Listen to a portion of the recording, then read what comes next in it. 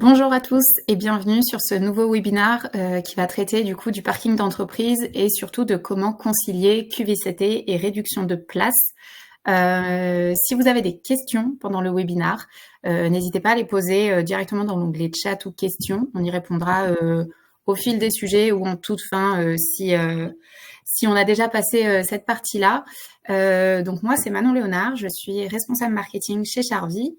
Et je vais laisser du coup les deux autres intervenants se présenter. Julien, si vous voulez commencer. Alors, bonjour à toutes et à tous, je suis Julien Fouché. Comme vous pouvez le constater, j'ai pas de problème de micro, mais j'ai un léger problème de caméra. D'accord.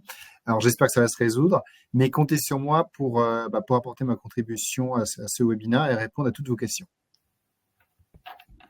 Bonjour, merci effectivement Julien d'être présent avec nous. Moi je suis Stéphane, donc je suis fondateur et président donc de Charvy et donc on est ravis d'accueillir Julien qui est un de nos clients et on va revenir en fait effectivement sur ces problématiques de gestion du parking d'entreprise, de qualité de vie au travail et RSE et tous ces sujets pour vous apporter le plus de retours d'expérience en fait à travers notre client, donc représenté par Monsieur Fouché, Julien, et puis également nous on apportera aussi une vision si possible de ce qu'on constate sur l'ensemble de nos clients, sachant que voilà, si je présente un tout petit peu Charvy, nous on est éditeur de logiciels, on est une société française et on édite un logiciel qui est vendu en France et en Europe, utilisé chez 200 clients donc au travers l'Europe et aujourd'hui en fait à date c'est à peu près 100 000 personnes qui ont utilisé Charvy et qui continuent à l'utiliser quotidiennement, donc c'est un gros volume d'utilisateurs principalement en entreprise ou en collectivité pour donc gérer, faciliter la vie au travail finalement au travers des réservations du parking. Puis après on a d'autres modules de réservation des espaces de travail et puis plein de choses autour de ça, mais je pense qu'on reviendra dessus sur toutes les fonctionnalités qu'on peut avoir. En tout cas, voilà. Je me permets et je m'en excuse, je tenais à préciser que je suis directeur immobilier et environnement de travail de HubCop.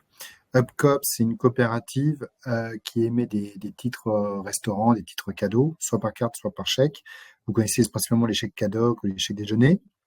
On est présent dans 23 pays, on est 3000 dans le monde. Et moi, mon terrain de jeu avec mon équipe, c'est 1000 personnes en France à qui on doit apporter une expérience collaborateur de qualité, dont 750 au siège social à Gennevilliers. Merci beaucoup pour ces petites précisions. Et du coup, ça fait la bonne transition sur ce déménagement que vous avez eu l'année dernière, Julien, et le contexte un petit peu de tout ça. Est-ce que vous pouvez un peu nous parler des grandes lignes des grands événements qui se sont passés chez Hub du coup en 2023? Tout à fait. Alors, en 2020, nous avons décidé de déménager pour passer d'un bâtiment de 40 000 m² à 15 000 m². Donc, on divisait par deux, un peu plus que deux, la surface, avec le même nombre d'intervenants, et de collaborateurs, et une promesse de mon président qui était d'avoir les mêmes services qu'à notre ancien siège, mais adaptés au nouveau bâtiment.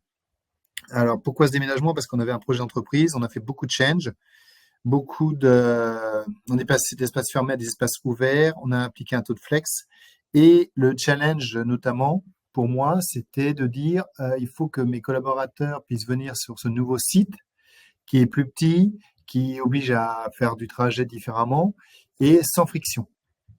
Et je suis de ceux qui pensent que le sans friction commence avant même qu'on soit sur le site. Donc, au départ, on partait de 650 à 280 places de parking. Et donc, c'est pour ça qu'on a dû rechercher une solution. Et donc, c'est pour ça qu'on a fait une mise en concurrence et qu'on a privilégié Charvy. Et je pourrais vous expliquer le pourquoi. Super. Et du coup, Stéphane, peut-être ce type de problématique, est-ce que tu peux nous en dire un peu plus, parce que c'est des sujets auxquels on est confronté assez régulièrement pour le coup? Oui, bien sûr. Effectivement, c'est ce que nous dit Julien. En fait, on est souvent en fait en accompagnement client dans des déménagements d'entreprise, dans finalement une réflexion sur comment est-ce qu'on va réorganiser ces services, comment est-ce qu'on va se redéployer, parce qu'en fait, on a eu beaucoup de changements. on est très largement sorti des phases de Covid, mais ça a entraîné en fait toute une réflexion sur l'organisation d'entreprise, qui vient au travail, qui ne vient pas, avec un contexte de télétravail qui a pu se généraliser ou en tout cas s'établir avec 1-2 jours par semaine. Souvent, en fait, on a besoin de savoir réimaginer en fait la façon dont on vit sur un site d'entreprise, les services qu'on va offrir aux collaborateurs. Nous, quand on regarde en fait dans le déploiement de nos clients, on a à peu près 50% de nos projets qui sont liés en fait à des déménagements. Alors ça peut être, comme l'expliquait Julien, le cas où on a une réduction de la taille des bâtiments parce qu'en fait on va dans une zone où on a moins besoin de place parce qu'en fait les personnes justement télétravaillent, donc on n'a pas besoin d'autant de mètres carrés de bureaux. Ça a un impact direct aussi également sur le parking. Julien nous expliquait qu'ils sont passés de 650 places à 280, donc ils ont une réduction forte des places de parking, ce qui va entraîner en fait un stress aussi des collaborateurs, une tension en fait, finalement par rapport aux collaborateurs. Et donc, il faut rebattre les cartes de la distribution, de comprendre en fait comment est-ce qu'on va déterminer qui a accès au site de l'entreprise et qui va pouvoir donc bénéficier de ces accès. Et on repense en fait la logique, et probablement Julien va nous en parler, sur finalement peut-être passer de titulaire à plus un mode où on a des gens qui font des demandes et donc une réservation des places et des espaces qui est complètement différente dans ce contexte de réorganisation. Donc nous, c'est vraiment notre cœur de métier, c'est ça. On accompagne 50%, dans 50% des cas, des clients qui font ça, qui bougent d'un établissement à l'autre, qui regroupent des filiales sur un autre site, et du coup, on a besoin de repenser la façon dont on travaille. Alors, je vois que Julien a des petits problèmes de connexion. Donc, en espérant, voilà, Julien. Là, vous m'entendez, vous me voyez normalement. C'est bon, c'est bon. C'est reculé pour mieux rebondir. Très bien. Parfait. Du coup, donc ouais, mais j'ai entendu tout le problème. Parfait. Et donc du coup, si on rentre un petit peu plus dans le cœur du sujet, Julien, est-ce que vous pouvez nous parler un petit peu de toute cette mise en place et en fait le process de décision qui a amené à se dire ok, donc on a besoin d'une solution et donc on a besoin de Charvy en particulier dans les personnes impliquées, le timing, etc. Tout ce qui a été fait pour mener à bien tout ce projet-là et faire en sorte du coup qu'il y ait une bonne adoption par les collaborateurs. Alors, en fait, sur le projet immobilier, j'espère que vous allez bien m'entendre. J'ai l'accent qui fait que de me couper.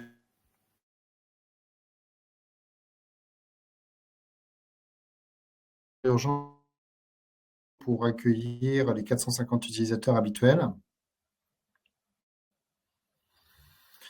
Et on a fait une mise en concurrence sur la base de la facilité d'usage avec des particularités vis-à-vis de notre politique de parking, de règlement de parking, afin de mieux vivre ensemble. Ce qu'on entend par là, c'est-à-dire, nous, on a des places dédiées pour les personnes à mobilité réduite comme tout le monde, mais aussi des places dédiées pour des personnes qui doivent avoir des facilités, notamment les personnes qui ont une jambe cassée, c'est temporaire, une personne qui est enceinte, notamment. Donc, on souhaite pouvoir cibler là-dessus. Et paradoxalement, on n'a pas de place attribuée pour des membres du COMEX ou autre. C'est pas dans notre culture et dans notre philosophie en tant que coopératif.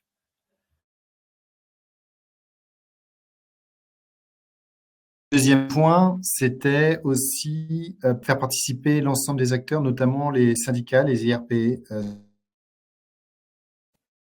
Et donc là, nous avons prévu, je crois qu'on a fait 2 tests avec les membres plus les IRP pour voir un petit peu comment ça fonctionnait et comment le nombre de clics, est-ce que c'était facile. En fait, le sujet, c'était 680 places de parking à 280 et l'agilité pour qu'on puisse adapter cet outil à cette nouvelle méthode de travail, puisque voilà, on débutait sur cette partie réservation de places de parking. Me déconnecter, me reconnecter, si ça se trouve, ça vient de moi. On va laisser une petite minute à Julien là, pour effectivement essayer de voir si en se déconnectant et se reconnectant, ça s'améliore. Et c'est vrai que le témoignage de Julien est particulièrement intéressant parce qu'il y a tout un volet effectivement sur le process de sélection, sur comment en fait on mène une démarche finalement de mise en place de nouveaux outils et comment est-ce qu'on expérimente en fait en amont d'un déploiement complet. Je pense que sur ces sujets-là, en fait, on pourra renvoyer également à nos white papers. On a des livres blancs là qui expliquent en fait sur notre site comment mettre en place une politique de stationnement et aussi comment gérer un projet en fait de transformation sur l'entreprise.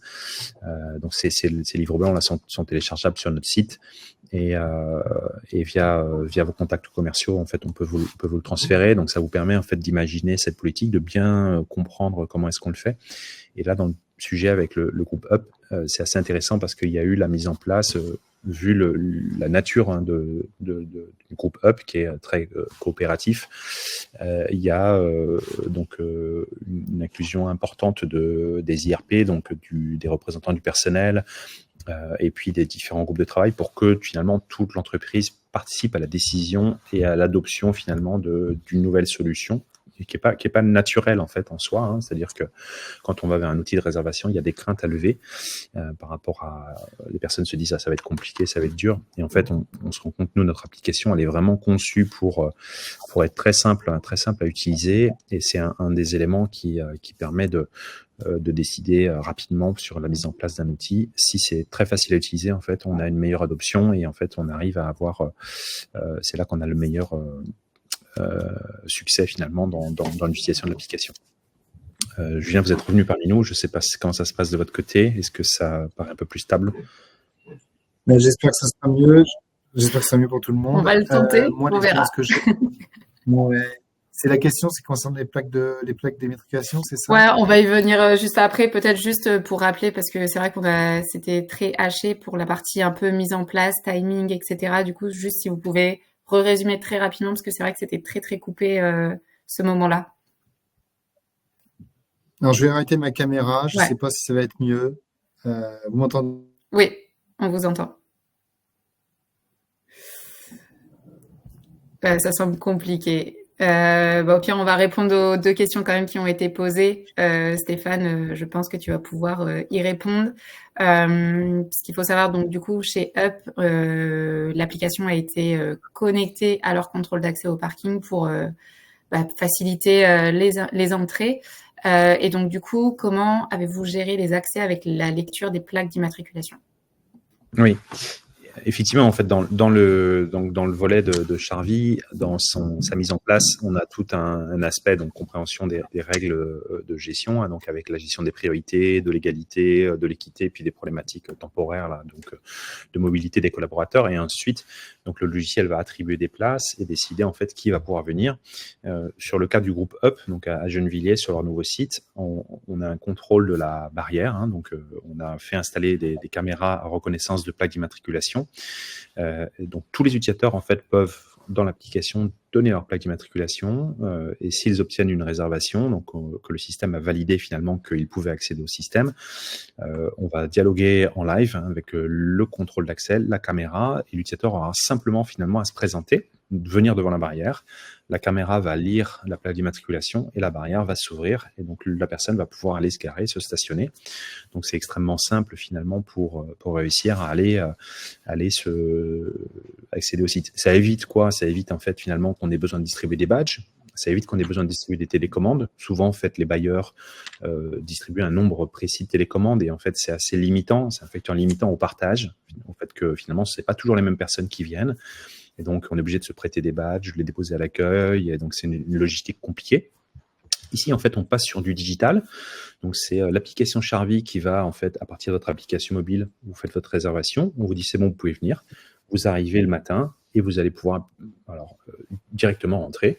Ou alors, même, on peut aller sur d'autres systèmes de contrôle d'accès, faire en sorte qu'il y ait un bouton dans l'application pour remplacer la télécommande et pouvoir accéder physiquement, finalement, au site de l'entreprise. Donc, le contrôle d'accès, finalement, est externalisé dans Charvy.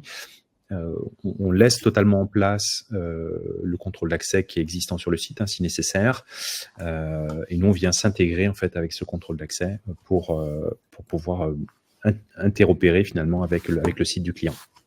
Je vais me permettre de compléter parce que je pense que ça va mieux. Alors, je vous prie encore une fois de m'excuser. Sur cette question-là, moi, mon retour utilisateur est qu'on apporte une véritable expérience au collaborateur. et aux visiteurs. Je vois une question de Stéphane Balcerzac, excusez-moi pour la prononciation.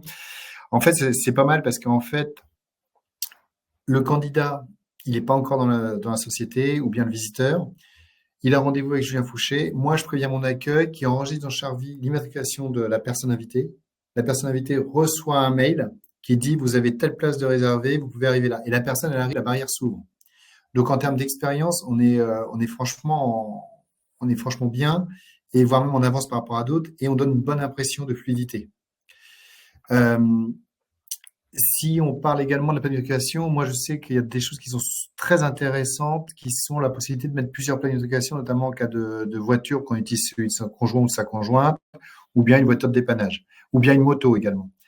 Après, nous, ce qu'on a fait beaucoup en amont pour éviter les soucis RGPD ou voies extérieures, on s'est mis en phase avec Charvy qui nous a bien accompagnés là-dessus. Et surtout, on n'a pas hésité à mettre en face à face les équipes techniques de Charvy avec nos équipes informatiques. Et par exemple, Julien Fouché, qui est enregistré chez nous au terme de la SI, au terme de notre Active Directory, il enregistre. Il y a un mouvement où il y a une nouvelle entrée, la personne reçoit un pop-up et il sait qu'il peut se connecter à Charvy et qu'il doit remplir certains éléments s'il vient en voiture. Et la mise à jour se fait régulièrement avec une surveillance, je crois, mensuelle, mais c'est plutôt agréable. J'espère avoir apporter ma précision sur cette partie-là du sujet. Super, ouais, effectivement. Mais effectivement, ouais, vous avez raison. C'est il y a cet aspect de provisioning, de création des nouveaux entrants automatisés en fait, hein, donc qui est complètement branché à votre directory, votre annuaire d'entreprise. Et puis également la partie visiteur par rapport à cette question-là, c'est on peut donner accès au module visiteur à certaines personnes dans l'entreprise, des office managers, des gens qui gèrent le site. Et puis effectivement avoir un accès fluide, hein, donc avec cet email qui est envoyé au visiteur, il reçoit les informations et donc on va pouvoir avoir sa plaque d'immatriculation et de la même façon il va pouvoir accéder au site si nécessaire. Nous on gère toute la partie technique en dessous et pour l'occupant, pour la personne qui gère le site, c'est extrêmement simple, c'est vraiment remplir le nom de la personne qui vient, son email et puis sa plaque d'immatriculation s'il y a besoin. Et sinon ça peut même être pour certains sites où il n'y a pas la caméra, ça peut être donc que le visiteur, le jour J, ouvre la page web depuis son téléphone sans installer d'application, il appuie sur un bouton et ça ouvre la barrière. Ça peut être aussi simple que ça. Donc c'est vraiment pensé pour faciliter l'accès pour les internes et pour les externes, pour que ce soit très, très simple, très fluide. Alors, si je peux me permettre, nous on a conservé les deux techniques parce qu'en fait c'est comme tout, nous on est un site sécurisé et l'usage veut que ce soit la caméra et qu'on prévienne en amont quand on reçoit un invité et qu'on l'accueille avec ce système. Mais en même temps, il reste pour nous, en cas de problématique technique, on est obligé de prévoir notre plan B et C, le lecteur de badge et le bouton d'appel auprès du PC sécurité ou de la personne concernée. Et c'est très complémentaire. Il n'y a pas de friction entre les solutions techniques. Et donc là-dessus, on est à l'aise aussi. Super. Alors là, on a un petit peu déjà commencé à parler de comment fonctionne l'application. Donc peut-être pour que ce soit un peu plus clair pour tout le monde, je vous propose qu'on vous montre quand même rapidement à quoi ressemble Charvy. Ça sera beaucoup plus clair, je pense, du coup, pour la suite des échanges. Donc on vous a préparé une petite vidéo que je vais laisser Stéphane commenter. Oui. Donc effectivement là c'est pour vous montrer en fait en termes de simplicité, c'est ici on va avoir une vue utilisateur donc sur mobile, donc simplement en fait on voit un planning, on va venir cliquer la journée du vendredi ou bien le matin et l'après-midi là sur quelques journées, voire une semaine entière. On va simplement confirmer et immédiatement le logiciel va nous attribuer une place. Donc soit on est en attente parce que c'est trop loin dans le temps, on a décidé de pas attribuer les places, soit on reçoit une place et ici en fait très vite on est allé vers le bouton d'ouverture et on peut donc ouvrir la barrière depuis l'application. L'administrateur, lui, de son côté, vu de l'ordinateur, puisque ça marche sur le web ou sur le mobile, il va pouvoir, pareil, voir toutes les réservations des autres personnes. Il va pouvoir faire des réservations de façon arbitraire aussi sur le parking, pour des formations, pour des visiteurs. Donc là, on voit le module visiteur avec la possibilité d'inviter des personnes, de créer une nouvelle réservation. Ensuite, il aura tout un accès à des données, donc les données d'historique d'accès, des données de toute l'activité qui s'est passée, des statistiques qui peuvent être téléchargeables, on peut faire des reports, donc filtrer pour avoir l'usage des véhicules électriques, quelles sont les places libres, quels sont les utilisateurs qui reçoivent des places, donc tout un tas de statistiques consultables, et puis beaucoup de modules avec beaucoup de complexité pour l'administrateur, mais en fait pour gérer des logiques avec la gestion des plans, avec la gestion des points de charge, des bornes de recharge électrique, du contrôle d'accès, avec toutes les différentes solutions de contrôle d'accès qui peuvent exister. Donc pour l'administrateur, des choses très puissantes. Et puis une gestion multisite aussi, parce qu'on peut être sur un premier site à Gennevilliers, mais il peut y avoir un autre site sur lequel on va être visiteur plutôt que titulaire. Et donc en fait, le système Charvy finalement donne une puissance au gestionnaire, à l'administrateur, avec des outils de reporting. Et pour le collaborateur, pour le visiteur, c'est extrêmement simple parce qu'il faut que l'adoption soit très simple. Tout le monde n'est pas tech savvy, là, comme on dit les Anglais, donc hyper pointu en informatique. Et donc, il faut que ce soit très, très simple. Et c'est ce qui nous permet, nous, aujourd'hui, d'avoir 100 000 utilisateurs et qui arrivent à prendre en main l'application très simplement, mais tout en donnant des outils pour nos clients pour agir. Savoir si on rajoute des bornes, si on rajoute des places pour vélo, des places pour PMR ou autre. Et donc ça, c'est important. La data est très importante en fait pour réussir à actionner son site et à savoir le faire vivre et évoluer dans le temps, rajouter des places de covoiturage, des choses comme ça. Super, merci beaucoup. Moi, je partage cette approche et concrètement chez Up, de par notre politique RSE et notre culture coopérative, on a 2 axes d'action. Tout ce qui est la partie sociale et ça permet de voir aussi le change, comment ça se passe. Clairement, quand on passe vous pouvez vous garer où vous voulez à des places réservées où il faut réserver avant, il peut y avoir des comportements qui peuvent paraître un petit peu incivils, malveillants. Et donc, où je prends la place de quelqu'un d'autre parce que j'ai pas fait attention, tout simplement. Voilà. Et donc, avec Charvy, a été assez agile pour nous créer un système de tickets pour dire quelqu'un a pris ma place et le système a trouvé une autre place pour le prendre dans les 30 secondes. Donc, ça nécessite juste d'avoir des places tampons et petit à petit, ça force les gens à réserver, ça force les gens à se dire, on m'a pris ma place, je reste zen, je sais que je vais trouver une solution grâce à Charvy et ensuite, je peux le déclarer à l'équipe de ET qui, lui, va pouvoir chercher et dire à la personne qui a pris la mauvaise place de ne pas recommencer. Ça, c'est la partie sociale, accompagnement au changement. Et sur la partie environnement, en effet, les statistiques, et là je suis d'accord avec vous, sur la data que vous émettez, nous permet de voir le taux d'usage de bornes électriques, nous permet de voir également son évolution et sujet de réflexion. Alors, il y a un sujet de réflexion, c'est pas dans notre histoire pour l'instant et on sent que la population n'est pas encore prête, mais on y travaille. Par contre, en effet, sur cette partie de changer plus facilement de place une fois que votre véhicule électrique est rechargé, pourquoi pas. Ou bien, avec l'augmentation de notre parc électrique, notre parc auto en électricité, en véhicule électrique, on est en train de voir pour pouvoir véritablement relier Charvy au véhicule électrique par le biais de la borne. C'est encore un sujet de projection. Mais ça ouvre des perspectives intéressantes vis-à-vis de notre transition écologique et de notre politique environnementale. Très concrète. Super. Et il me semble aussi, du coup, par rapport à tous ces sujets un peu QVCT, si on y revient, vous aviez vraiment un gros enjeu, vous, en termes de tout ce qui est mettre tout le monde vraiment sur un même pied d'égalité, l'inclusion, etc. Oui, tout à fait. Alors, souvent, quand on est DET, on s'aperçoit que la problématique, c'est sur le site, c'est aussi les places de parking. J'ai 2000 personnes, mais j'ai 200 places de parking. Voilà. C'est lié à la réglementation, donc on est obligé de la respecter. Et donc, faut pouvoir appliquer la bonne solution. Nous, on avait une logique véritablement où on n'a pas de place réservée aux membres du COMEX, du CA. Tout le monde arrivait. Alors, tout le monde arrive et tout le monde doit réserver avant. Et ce qui est intéressant, en fait, c'est que sur le papier ou sur l'expérience, on peut dire, oulala, ça peut être compliqué et autres. Mais dans les faits, en fait, les places sont vraiment prises par ceux qui viennent régulièrement, ceux qu'on a vraiment besoin. Donc, on optimise les places. Elles sont vraiment utilisées. Elles sont pas vides et réservées à un membre X ou Y du COMEX, alors que la personne est toujours en déplacement.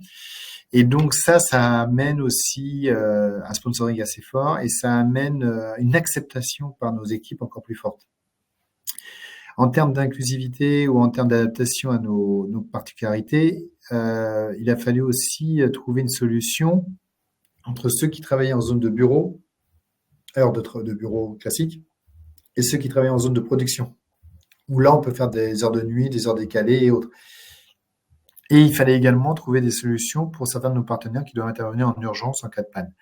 Et donc, c'est tout ce cheminement intellectuel qu'on a pu faire avec Charvy et qui a permis que chacun respecte bien l'obligation de réserver, que chacun respecte bien sa place et que chacun respecte bien sa plage horaire, si vous voulez. Et au final, ça a été crispant, pour être honnête, mais il y a eu des échanges productifs parce que Charlie a été mis en amont avec nos IRP, avec le comité projet et surtout, on a fait, je crois, 2 ou 3 webinaires ensemble avec tous nos occupants. Donc, ils ont pu poser leurs questions en direct live et poser des problématiques qu'on n'avait pas identifiées, ce qui arrive, et on a adapté l'outil et on a pu y répondre en toute transparence.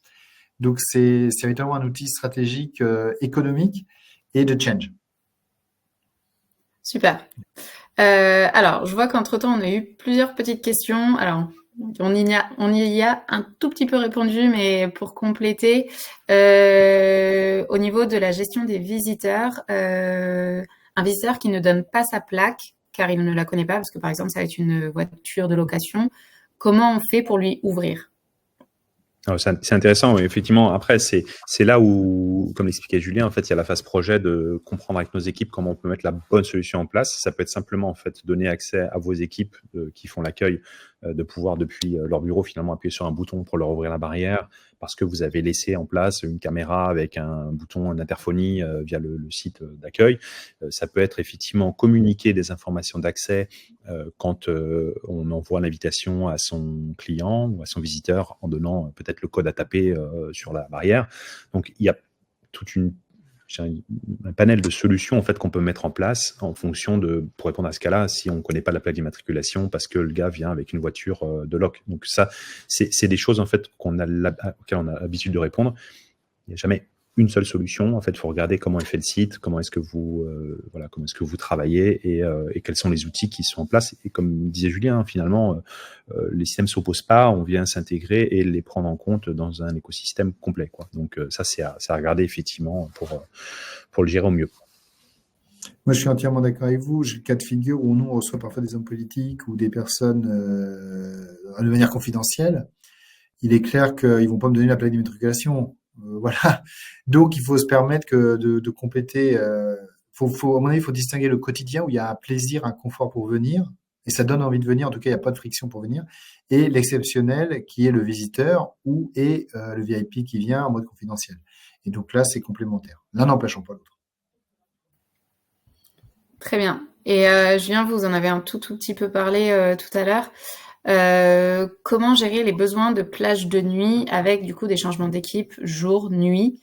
Et il y a aussi une autre question en termes de réservation qui est est-ce que c'est possible de gérer les réservations en mode répété, par exemple tous les mardis matins sur 6 mois ou sur plus longtemps? Alors moi, je vais pouvoir répondre sur la partie, on va dire, philosophique ou conceptuelle. Après, la partie technique, est-ce que je peux répéter tous les 6 mois? Je vais laisser Stéphane Signorin répondre. C'est la partie technique. C'est la partie des heures de nuit, en fait, ce qu'il faut faire, nous, ce qu'on a trouvé. Comme c'est des heures de nuit, normalement, tout le parking est beaucoup plus disponible. Il faut bien arrêter les heures. Il faut bien arrêter les heures concernées. Donc, créer la famille qui correspond. Et si vous avez plusieurs équipes, il faut créer plusieurs familles d'horaires. Et sa plage horaire, c'est pas gênant en soi. Il a son planning d'avance et autres. Après, idéalement, si vraiment on veut éviter toute friction entre j'ai réservé à 8 heures et j'ai la place 66 et lui il a réservé jusqu'à 8 heures la place 66, donc il y a un moment où ça va se croiser et qu'il y a un peu de retard de celui qui part. Idéalement, c'est à fonction de la taille de votre équipe, c'est de réserver une zone dédiée aux ceux qui travaillent la nuit. S'ils sont, je sais pas, vous avez 100 places de parking, vous avez 30 qui travaillent la nuit, essayez de faire une zone dédiée là-dessus et logiquement le risque diminue. Mais il est impératif de bien connaître finement les horaires nécessaires. Sans se faire avoir non plus, parce qu'en écouter certains, il faudrait faire ça toutes les demi-heures, quoi. Donc on s'en sort plus. Mais voilà. Après, j'ai envie de vous dire, et pour conclure là-dessus, dès que vous avez les horaires tous, vous les créez tous, et vous jetez, c'est comme se jeter une pierre dans l'eau, on voit comment ça se passe, là, c'est pareil, donc c'est jeté. Et puis après, l'outil, en échangeant avec Charlie, permet de s'ajuster. On s'apercevra avec la data, notamment, que cette plage horaire-là, elle est jamais utilisée, que cette plage horaire-là, elle a un problème. Donc, est-ce qu'elle est fixe? Enfin, est-ce qu'elle est fixe? Est-ce qu'elle est assez fine, plutôt? Donc, est-ce qu'elle est adaptée ou ajustée? C'est la meilleure solution. Mais par contre, il faut avoir les heures. Ça, c'est sûr. Et sur la deuxième question des réservations en mode répété, je vous laisse la parole. Mais Donc, j'ai un peu une idée de la réponse. Mais normalement, ouais.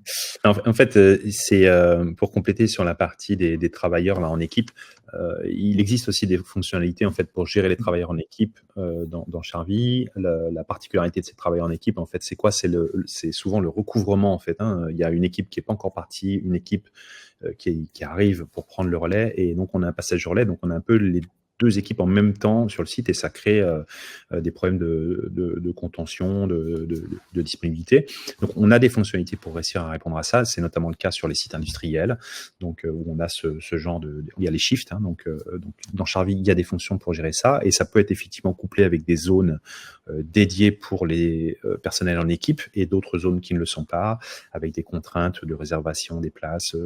Les autres peuvent potentiellement déborder sur ces espaces-là, mais que le matin ou l'après-midi, suivant les shifts qui existent et qu'on met en place. Donc ça, c'est pour la partie équipe. Donc ça, c'est encore une fois à regarder et pour trouver la bonne solution et la bonne configuration dans Charvy. Et on peut évoluer dans le temps, on peut changer à tout moment donc les paramètres, c'est ça qui est intéressant. Et ensuite, sur les aspects répétés, pas mal de choses en fait, c'est comprendre pourquoi est-ce qu'on veut faire ça, et ça peut être par des problématiques de temps de travail. Donc en fait, on peut dire que certaines personnes travaillent que ces jours-là, donc avec des profils de jours travaillés. On peut avoir des personnes en fait qui sont quelque part un petit peu VIP avec leur réservation systématiquement confirmée, voilà, parce qu'elles travaillent le lundi mardi, donc elles ont tout le temps les places le lundi mardi. Donc ça peut être simplement fait comme ça.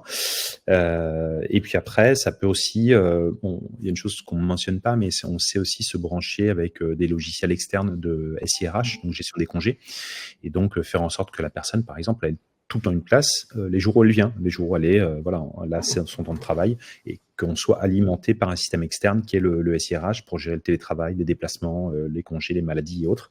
Et du coup, en fait, libérer les places les jours où la personne n'est pas là, et puis bloquer systématiquement une place parce que la personne, voilà, elle a besoin de venir.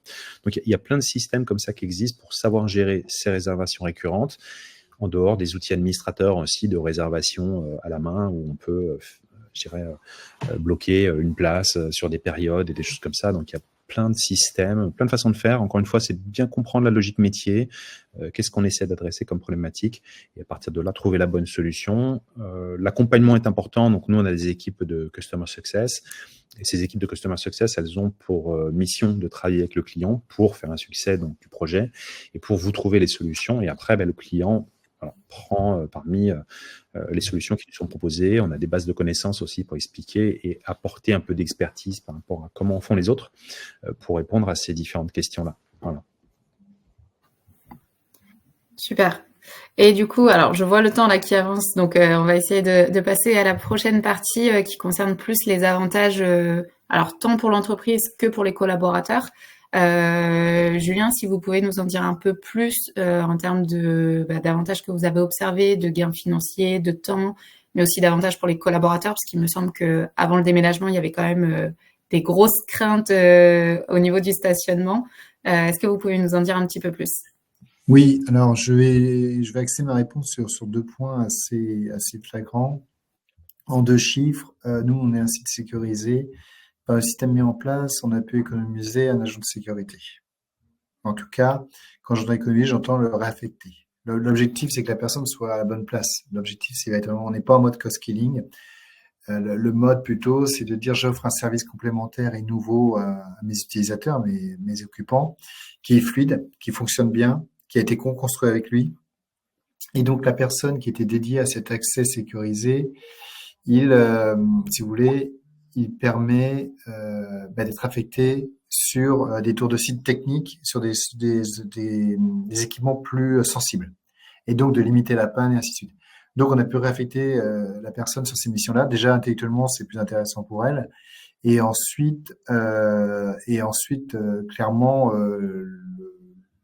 l'approche économique est plus fiable, puisqu'en fait, je paye une personne à faire pour le même prix, à faire quelque chose qui est plus intéressant pour elle et pour nous plus sécurisant.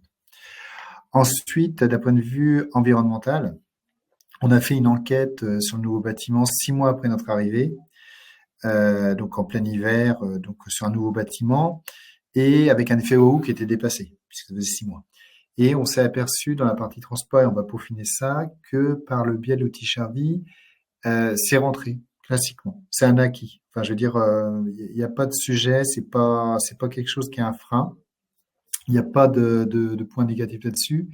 Et voire même, ça a encouragé d'autres méthodes de circulation. Donc, il y a eu un impact environnemental puisque 20% de nos collaborateurs ont évolué sur leur manière de travailler. On est à 2 jours fixes de télétravail par semaine, des jours fixes, avec des périodes de pointe et des périodes un peu moins, avec moins de personnes. Moi, normalement, j'avais calculé que j'avais à peu près régulièrement, j'avais prévu des cas où les places seraient toutes prises avec des dépassements. Je crois que c'est arrivé qu'une fois. Pourquoi? Parce que les personnes, elles se sont mieux organisées en réservant en avance. Elles sont mieux organisées, elles se sont vraiment planifiées leurs actions et planifiées les jours où elles venaient. Et donc, au résultat, on n'a pas eu de déplacement, on n'a pas eu de mauvaise surprise sur le parking. Et surtout, ils se sont organisés de telle sorte que ça a développé d'autres moyens pour venir. Et ce n'est plus un sujet, en fait. Économiquement, c'est viable, environnementalement, c'est positif, et socialement, ce n'est plus un sujet. Ce qui amène d'autres débats. Mais voilà les conclusions en termes de QVCT et en termes d'impact économique ou environnemental. Ouais, c'est Il super me semble intéressant. aussi qu'il y avait un point au niveau de la location de places en extérieur que vous aviez au tout Oui, début aussi. exact. Merci, tout à fait. Oui, pour vous dire à quel point le sujet était sensible, je rappelle juste, 650 places de parking, 480 utilisateurs qui se garent où ils veulent, sans réserver, sans rien, à 450 utilisateurs, 280 places de parking. L'idée, c'est que, oui, on a pris à peu près 50 places dans un parking privé, enfin public, qui est pas très loin, à une location. C'était une volonté. Pourquoi? Parce qu'on changeait de bâtiment, on faisait beaucoup de change, on passait de boulot fermé à du flex, on changeait beaucoup de méthode de travail, donc il fallait vraiment pas qu'il y ait de friction pour venir, à 5 minutes à pied en plus, donc voilà. On les a pris. Alors, au-delà de la perte de temps, des problématiques techniques, puisque en fait le contrat reste quand même, c'est un prestataire de parking public qui est de qualité, mais il y a quand même des contraintes techniques. Voilà, on partage le parking, c'est plus un parking privé, on le partage ailleurs, il peut y avoir des problèmes techniques et on peut pas agir en direct. Donc on perd un peu de temps, donc ça perd de la productivité pour la DET. Donc ça, je suis en train de chiffrer, mais surtout juste le coût de l'allocation de ces places-là, vous l'imaginez bien. Et en fait, grosso modo, grâce à ces changements cette optimisation de l'espace de parking et ces changements d'habitude pour venir, vu que j'ai pas de dépassement, j'ai mis fin au contrat, très clairement au mois d'un an. La décision est tombée, je crois qu'on est arrivé au mois de juin et c'était il y a un an, et dès le mois d'avril, dès le mois de novembre, on réfléchissait déjà comment réduire la voilure et ensuite, dès qu'on a été sécure, on a arrêté. Donc voilà. Ouais, c'est super intéressant et c'est vrai que c'est des choses qu'on constate nous également chez d'autres clients en fait. C'est que on prend en fait finalement des places dans un parking un peu plus loin, ce qui peut créer même des sujets de tension aussi auprès du personnel, parce que les personnes qui sont un peu plus loin, même s'il y a 5 minutes à marcher, ne sont pas forcément très contentes d'avoir à marcher.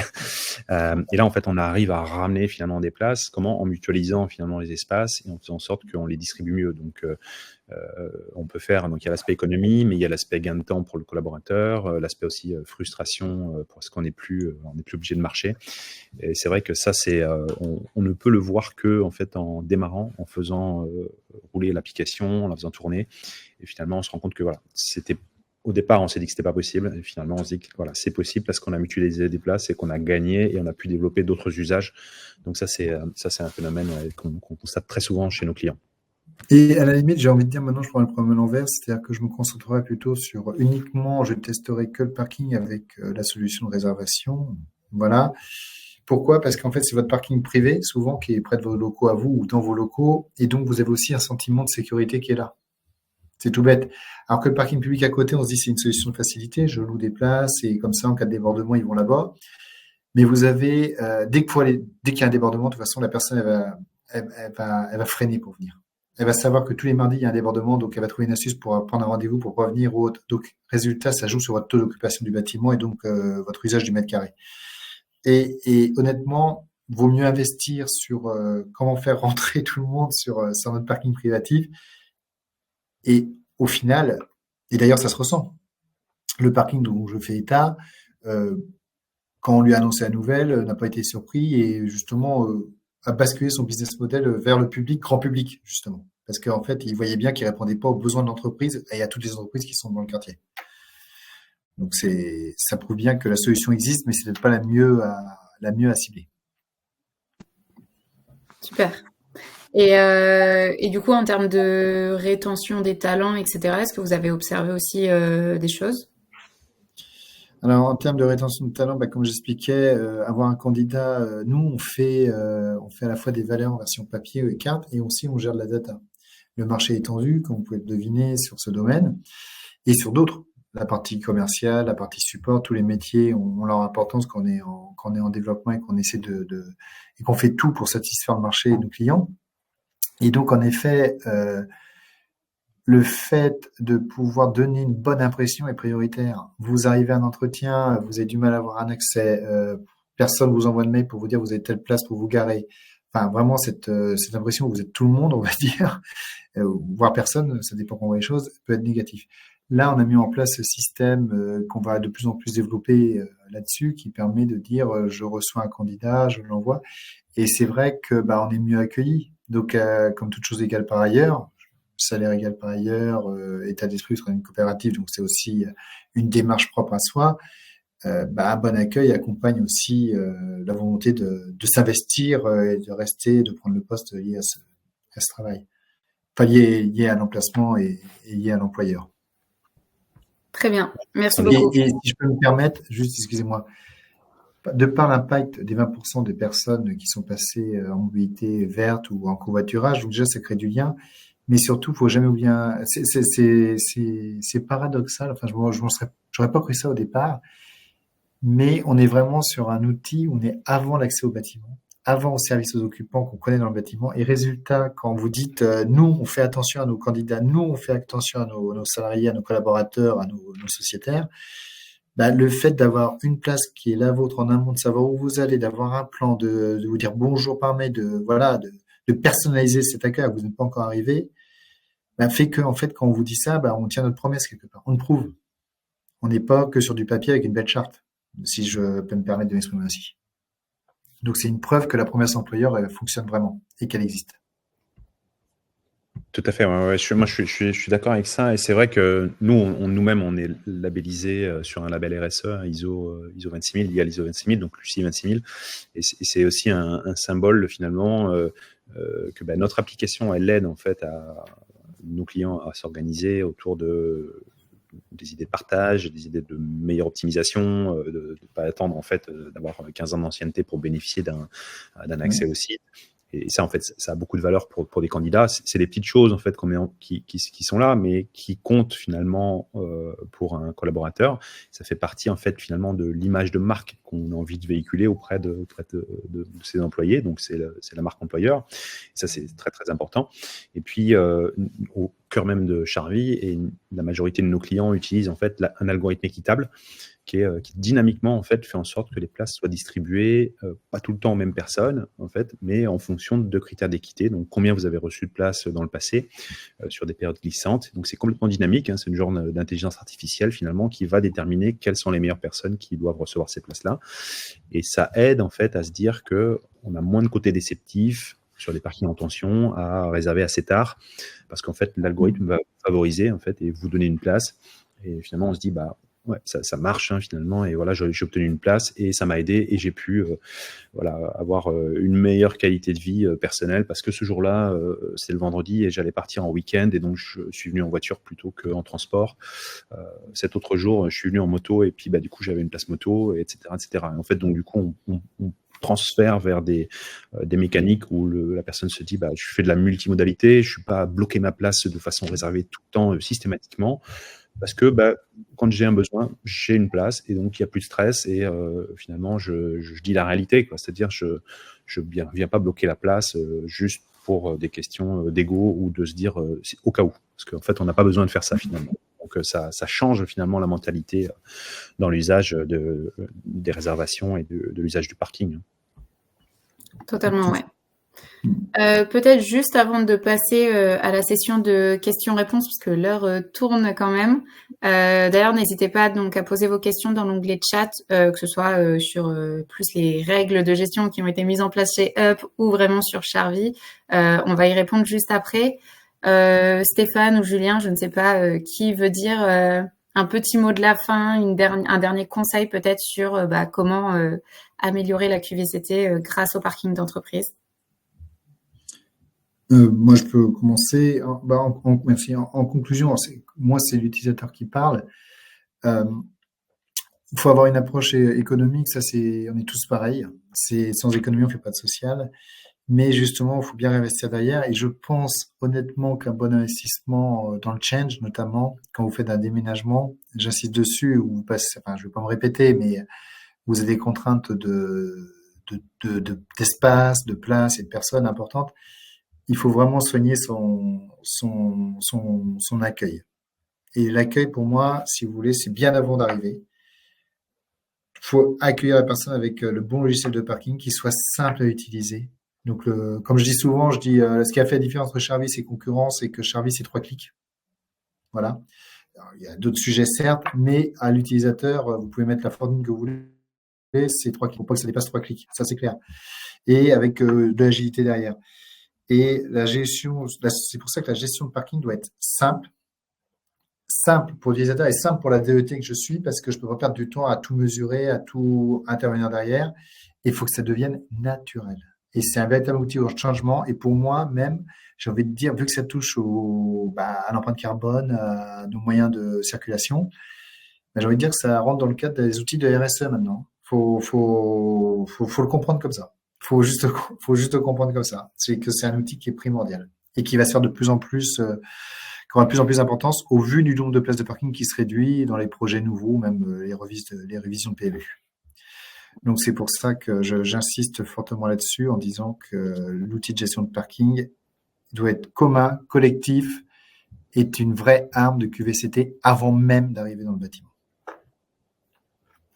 Merci pour ce témoignage. Effectivement, on peut pas dire mieux. C'est nous ce qu'on constate et c'est une vraie satisfaction en fait, c'est que finalement on a certains collaborateurs qui ont utilisé en fait ces applications là sur leur site, sur l'entreprise, qui un jour en fait changent d'entreprise et finalement ils leur ramènent en fait, ils nous recontactent derrière parce qu'en fait ils ont vu que ça marchait, que c'était positif, c'était bien vécu, bien partagé, que ça avait enlevé des niveaux de stress. Donc finalement là, c'est le plus beau succès, c'est quand on se dit, tiens, on passe à une étape supérieure, c'est-à-dire on commence à le déployer sur d'autres sites, ça commence à faire tache d'huile, et puis du coup à être adopté de façon plus large. Et en fait, on voit, nous, on a beaucoup de clients qui passent à des échelles de déploiement, qui avaient fait un projet pilote, un peu de test sur un premier site, et puis qui se disent, finalement, la solution là, qui est retenue par le siège, elle fonctionne, et on commence à la déployer sur les autres sites. Donc, et ça fonctionne. Et ça, c'est un super témoignage finalement de l'adoption. Et finalement, plus on l'anticipe, plus c'est